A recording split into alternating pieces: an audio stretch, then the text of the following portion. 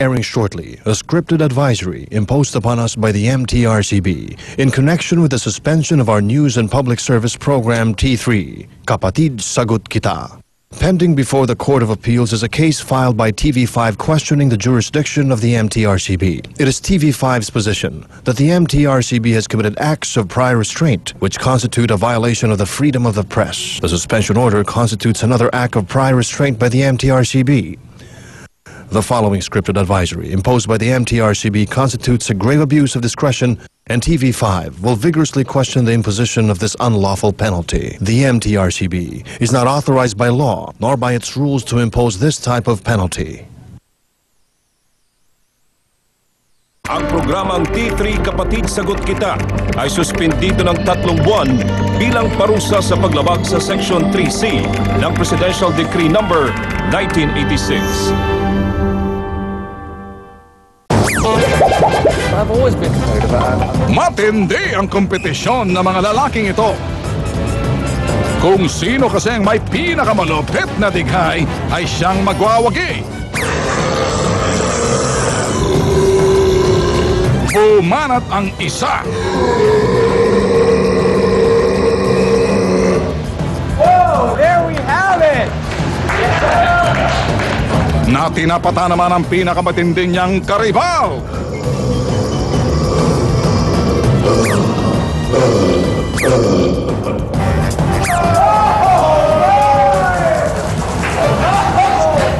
And the winner is 18.1, Tim Dennis. Ito ang isa pang contest na kailangan na matinding konsentrasyon. Hindi pagdighay kundi palakasan ng pagsumpit. Sa layo ng ilang dipa, kailangan maitira mo ang dart papunta sa target. Pero ang paghit-hit buga, kailangan may class. At dahil may edad na at kulang sa bilis sa mga contestant, medyo may delay ang resulta ng panalo. Dito muna tayo sa balita sa Metro Action.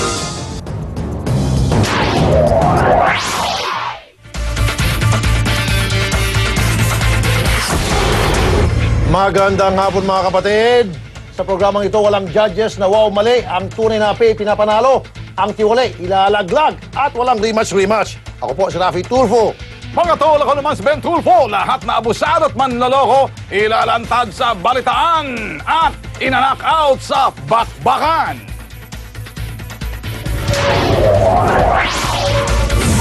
Narito ang malulupit na balitang kailangan ng agarang aksyon. Eskwelahan sa Bando Bulacan, may sariling swimming pool.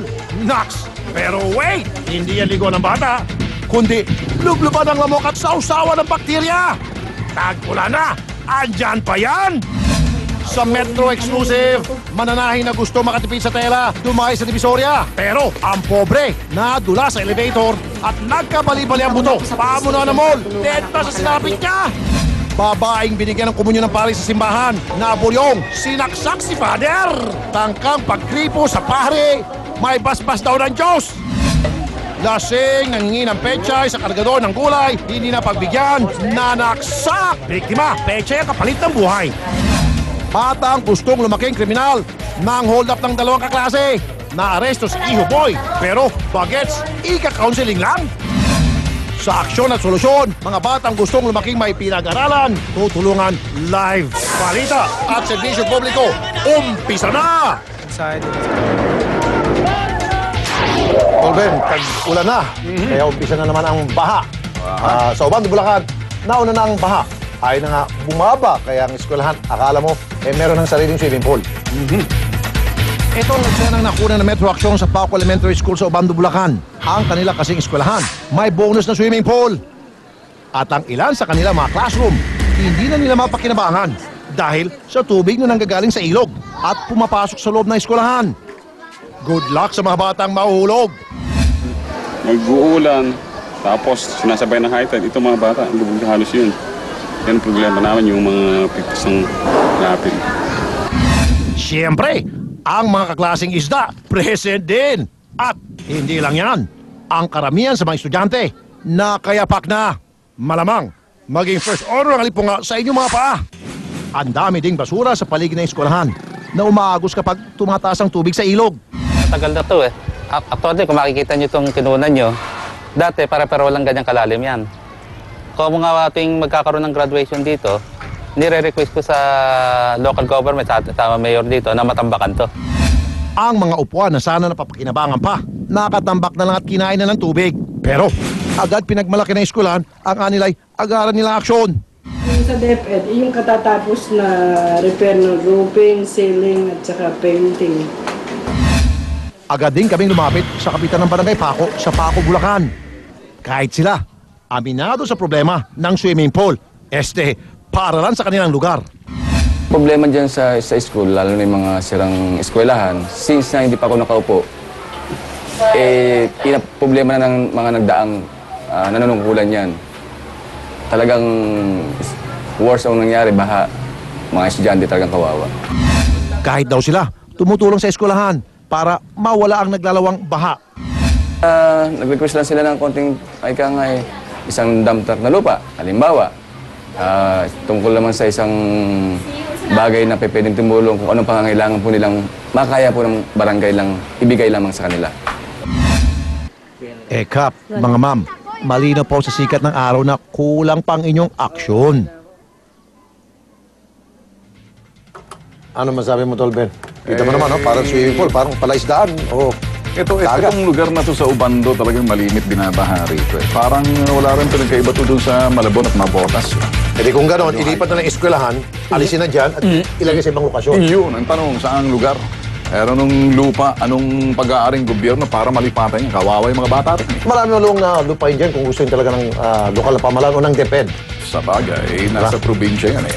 Sige, eto Ben, Tol Ben, ang pinakamalala sa mga istorya natin ngayong araw na ito. Isang mall na madulas ang sahig, naka-aksidente ng namimili. Sino bang dapat managot kapag halimbawa? May pananagutan yan. Ayaw eh. Ayaw ng pamuna ng mall. Wala raw silang pakialam, wala silang kasalanan daw. Kasi nangyari, nung dumating yung mamimiling consumer, naglilinis pala, madulas.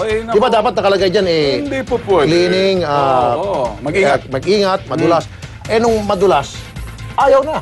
Abay, teka muna. May problema yan. In fact, it took them 30 minutes para din sa ospital. Pwede namang gawin ng lokal na pamahalaan na yung kanilang permit.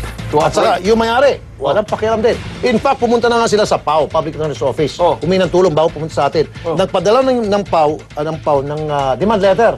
Pero binastos, hinagis. Sabi, anong lugar yan? 168. Abay, katapat lang si Mayor Lim yan. Ayan, Yung parang natin. cooperate or evaporate. Yun ang magandang pakinggan. Roll. Murang tinda bang hanap nyo?